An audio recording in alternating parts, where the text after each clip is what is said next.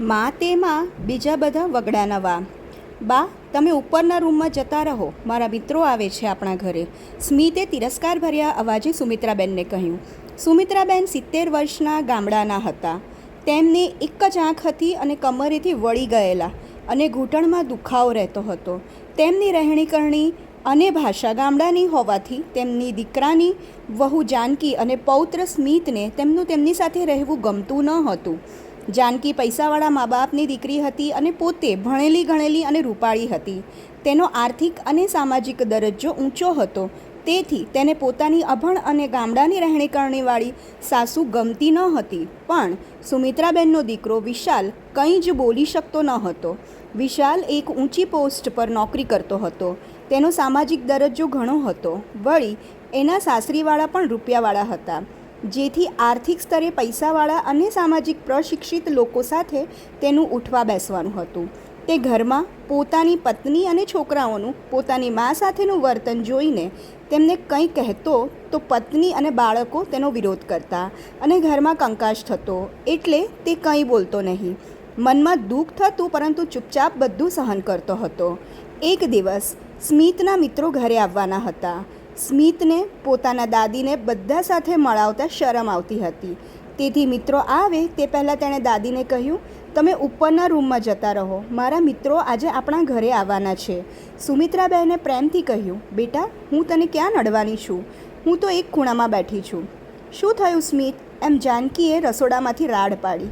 સ્મિતે ગુસ્સાથી કહ્યું, જોને મમ્મી, મારા મિત્રો આવવાના છે અને દાદીને કહું છું ઉપર જાઓ તો તે જતા નથી. મમ્મી, તમારું અહીં શું કામ છે? ઉપરના રૂમમાં જતા રહો ને, એમ જાનકીએ પોતાની સાસુને ગુસ્સામાં કહ્યું. ઘૂંટણના દુખાવા અને વળી ગયેલી કમરના કારણે દાદરા ચડવામાં તકલીફ થતી હોવા છતાં સુમિત્રાબેન ધીમે ધીમે ઉપરના રૂમમાં જતા રહ્યા અને ત્યાં જઈને એક ખૂણામાં બેસી ગયા. બાજુના રૂમમાં વિશાલ બેઠો બેઠો બધું સાંભળતો હતો, પરંતુ તે ચૂપ રહ્યો, કંઈ બોલ્યો નહીં. એક વખત જાનકીની બહેનપણી તેને મળવા આવી તો તેણે પોતાની સાસુને મલાવતા કહ્યું કે આ અમારા દૂરના સગા છે, અહીં ડૉક્ટરને બતાવવા માટે આવ્યા છે. આ સાંભળી સુમિત્રાબેન મનમાં ખૂબ જ દુઃખી થયા, પરંતુ વહુને કંઈ કીધું નહીં. થોડા દિવસો પછી સુમિત્રાબેને વિશાલને કહ્યું, બેટા, મને ગામડાની બહુ યાદ આવે છે, મને ત્યાં મૂકી આવ, થોડા દિવસ હું ત્યાં રહીશ. જાનકીને તો જાણે જોઈતું હતું એવું મળી ગયું. વિશાલે સુમિત્રાબેનને રોક્યા નહીં અને ગામડે મૂકી આવ્યો. થોડા દિવસો પછી અમેરિકામાં રહેતા વિશાલના કાકાનો ફોન આવ્યો કે તે ભારત આવી રહ્યા છે. વિશાલના પિતા હયાત હતા ત્યારે કાકા ભારત આવ્યા હતા અને હવે બીજી વખત આવી રહ્યા હતા. વિશાલના કાકા ડૉક્ટર હતા. તે જ્યારે ભારત આવ્યા તો ખૂબ જ પ્રેમપૂર્વક તેમનું સ્વાગત થયું. ઘરમાં આવીને તેમણે વિશાલને પૂછ્યું, ભાભી નથી દેખાઈ રહ્યા, ક્યાં છે? વિશાલ કંઈ બોલે તે પહેલાં જાનકીએ જવાબ આપ્યો, તેમને અહીં નહોતું ફાવતું એટલે તે ગામડે રહે છે. વહુનો જવાબ સાંભળીને ડૉક્ટર કાકા સમજી ગયા. તેમણે વિશાલને કહ્યું, કાલે આપણે બધા ગામડે જઈશું ભાભીને મળવા માટે. બીજા દિવસે બધા ગામડે પહોંચ્યા તો સુમિત્રાબેન ખાટલામાં સૂતા હતા. તેમને ખૂબ જ તાવ હતો અને તે કણસી રહ્યા હતા. તેમની આ હાલત જોઈને ડૉક્ટર કાકા દોડીને તેમની પાસે ગયા અને પગે લાગીને કહ્યું, ભાભી, તમારી આવી હાલત? સુમિત્રાબેને કહ્યું, હું ઠીક છું, ખાલી થોડું તાવ છે, બીજું કંઈ નથી. ડૉક્ટર કાકાએ ગુસ્સામાં વિશાલને કહ્યું, તારી માની આવી હાલત જોઈને તને દયા નથી આવતી?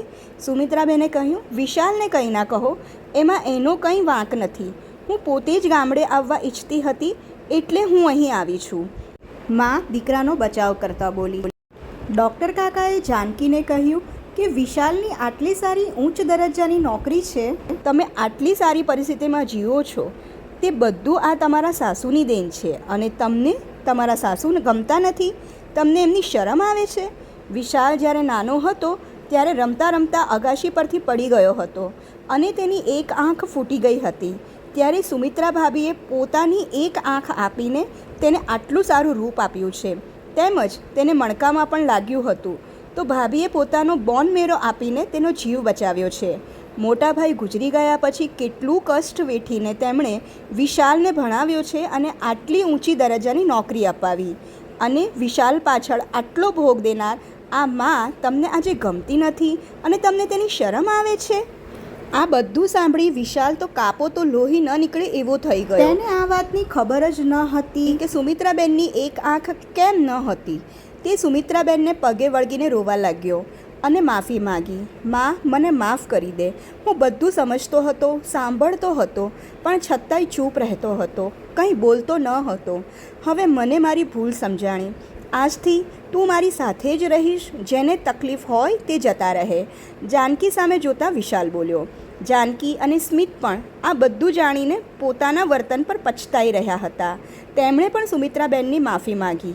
સુમિત્રાબહેને વહુનો પક્ષ લેતા વિશાલને કહ્યું, ખબરદાર, જો મારી વહુને કંઈ કીધું છે તો તને કાઢી મૂકીશ ઘરમાંથી.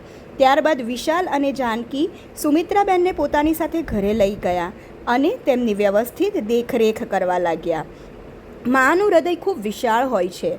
બાળકો ગમે તેટલું ખરાબ વર્તન કરે છતાંય મા તેમને માફ કરી દે છે. તેથી જ તો કહેવાય છે, મા તે મા, બીજા બધા વગડાના વા. મિત્રો, સ્ટોરી પસંદ આવી હોય તો શેર કરશો, ચેનલને સબસ્ક્રાઈબ કરજો અને વિડીયોને લાઈક કરો. ધન્યવાદ.